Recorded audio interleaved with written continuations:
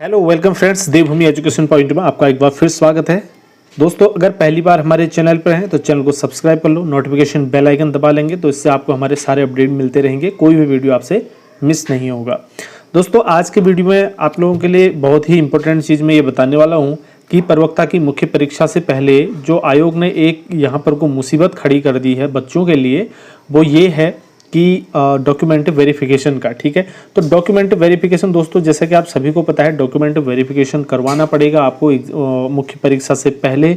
हरिद्वार जाना है और सभी को उसकी डेट भी दे दी गई है कि सब्जेक्ट की किस दिन है और कितने रोल नंबर से कितने रोल नंबर तक जो है ये डॉक्यूमेंट वेरिफिकेशन होना है। तो दोस्तों, इसमें सबसे जो मुसीबत की बात यह है कि जिसका 8 तारीख को एग्ज़ाम है, ठीक है, 8 अगस्त को जिसका एग्ज़ाम है, तो वो 9 अगस्त को वेरिफिकेशन के लिए कैसे जाएगा। ठीक है, 8 अगस्त को एग्ज़ाम देगा या शाम की शिफ्ट में या सुबह की शिफ्ट में, और उसके बाद दूसरे दिन वेरिफिकेशन के लिए कैसे जाएगा यहाँ से हरिद्वार। यहाँ कोई नज़दीक का भी नहीं है, बहुत दूर है। ठीक है, अभी जो हल्द्वानी में रहता है या फिर हरिद्वार के आसपास या कोई ऐसे इलाके में रहता है, मैदानी इलाके में, तो चलो किसी तरीके से वो पहुंच भी जाएगा। अगर कोई पहाड़ में दूर दराज के एरिया में रहता तो वो बेचारा कैसे वहां तक पहुंच पाएगा। नंबर 1 मुसीबत तो ये है।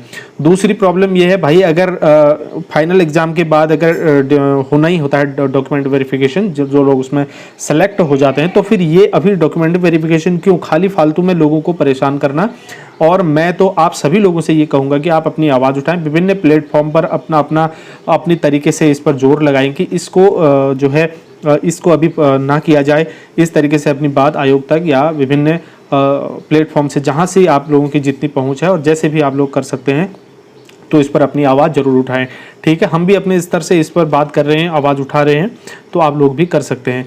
और दूसरी एक प्रॉब्लम ये है, दूसरा ये है दोस्तों, कई लोगों की डिग्रियां नहीं उनके पास पहुंच पाई हैं। जैसे कई लोगों ने जिस समय प्रवक्ता के फॉर्म भरे गए थे उसी समय प्रोविजनल के साथ साथ ओरिजिनल डिग्री के लिए भी अप्लाई किया था, लेकिन कुमाऊं यूनिवर्सिटी का ये झोल है कि अभी तक डिग्री नहीं आई है।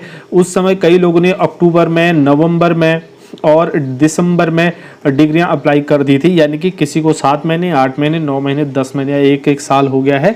और मैं परसों नैनीताल जाके, मैं कुमाऊं यूनिवर्सिटी में जाके पता करके आया कि इसका क्या प्रॉब्लम है। कुछ लोग इसको कोरोना के लिए 2-3 महीने बीच में छुट्टी हो गई और इसका हवाला देकर टाल रहे थे, कोई कुछ बोल रहा था। लेकिन यहाँ पर एक चीज़ जो मुझे थोड़ा सा संतोषजनक लगी वो ये थी कि हमको थोड़ा सा ये पता चला कि जो आयोग की तरफ से थोड़ा सा यूनिवर्सिटी को ये संदेश आया है कि जो भी इस तरीके के कार्य के लिए आता है तो उनको प्रायोरिटी दी जाए और उनका काम जल्द से जल्द जो है करने की कोशिश किया जाए। तो दोस्तों, अगर आप भी, आपके पास डिग्री नहीं है, क्योंकि प्रोविजनल डिग्री के लिए तो यहाँ पर साफ साफ मना किया है आयोग ने, और जिन लोगों का रिजल्ट हाल फिलहाल में कुछ महीने पहले आया है वही लोग प्रोविजनल डिग्री देंगे। बाकी अगर आपका रिजल्ट पहले आ चुका है तो आप प्रोविजनल डिग्री आपकी नहीं चलेगी, ये उसमें लिखा हुआ है साफ साफ। तो अगर ऐसी स्थिति आपके पास आई है तो आप क्या करेंगे?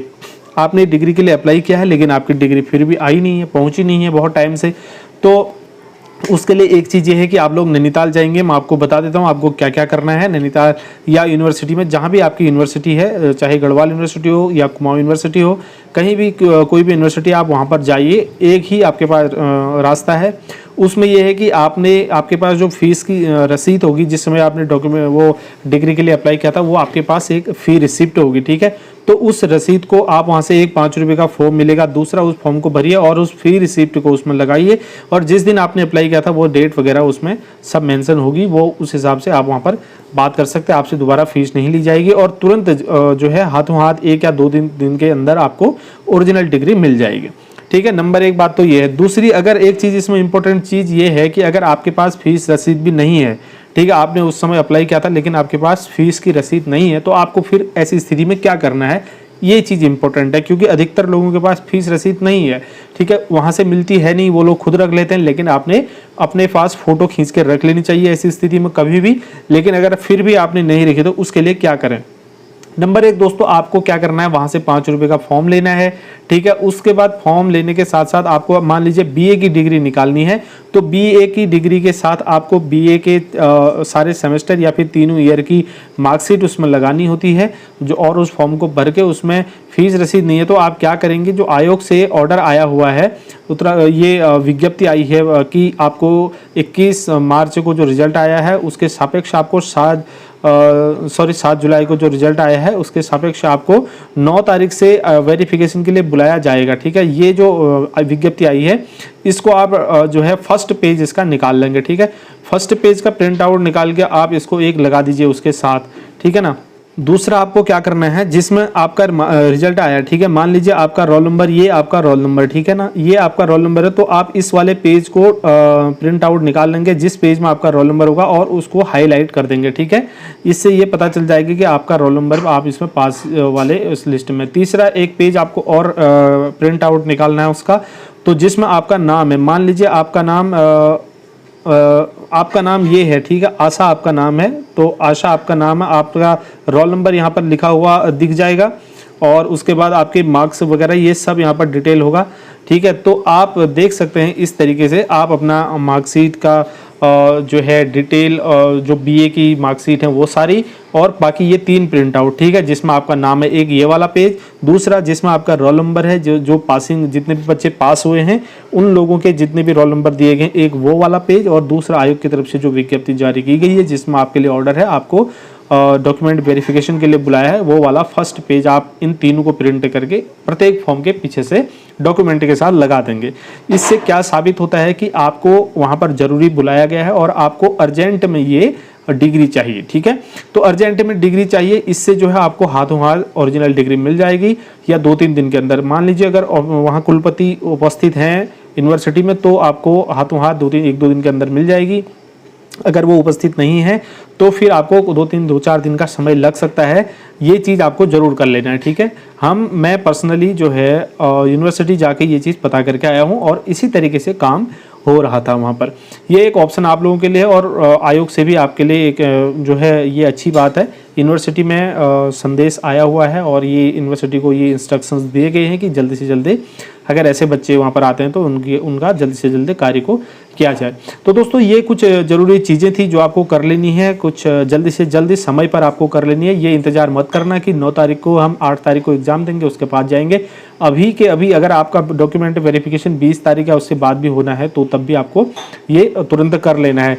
ठीक है, और दूसरी बात ये है कि अगर ये नहीं भी होता है, मान लीजिए डॉक्यूमेंट वेरिफिकेशन नहीं होता है, तो ये बहुत अच्छी बात होगी और कोशिश यही करनी है कि डॉक्यूमेंट वेरिफिकेशन का जो ये कार्य ये बीच में अड़ंगा पहले डाल दिया गया है, इसको बाद में हो, क्योंकि बहुत सारे गरीब बच्चे हैं जो इतना अफोर्ड नहीं कर सकते। अगर यहाँ से हरिद्वार जाते हैं तो उनको 2000, 3000, 4000 के लगभग खर्चा उनके हर किसी बच्चे के ऊपर आ ही जाना है, क्योंकि खाना पीना रहना बहुत सारी चीज़ें होती है।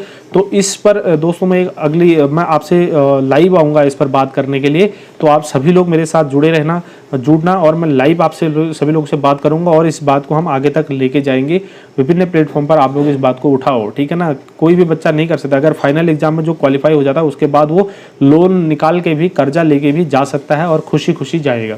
ठीक है, अभी तो 20 समंदर पर खड़े हैं, ना इधर ना उधर। ठीक है ना, अभी कोई भरोसा नहीं, कुछ नहीं, तो इतना नहीं कर सकते। आर्थिक स्थिति अच्छी नहीं होती है सभी बच्चों की, ये बहुत बड़ी मुसीबत है। ठीक है, तो हम इस पर आगे भी बात करेंगे। फिलहाल इस वीडियो में इतना ही है, जो इंपॉर्टेंट चीज़ थी मैंने आपको बता दी दोस्तों। ठीक है ना, आपको ये चीज़ कर लेनी है और बात कल के भरोसे परसों के भरोसे नहीं रहना है। चलिए तो दोस्तों मिलते हैं अगले वीडियो में। उम्मीद करता हूँ आप लोगों को इससे काफ़ी जानकारी मिली होगी। अगर मिली है तो कमेंट सेक्शन में अपना कमेंट जरूर छोड़ दें और जो भी चीज़ आपको पूछनी है आप पूछ सकते हैं। अगले वीडियो में मिलेंगे, तब तक ढेर सारी शुभकामनाएं। धन्यवाद।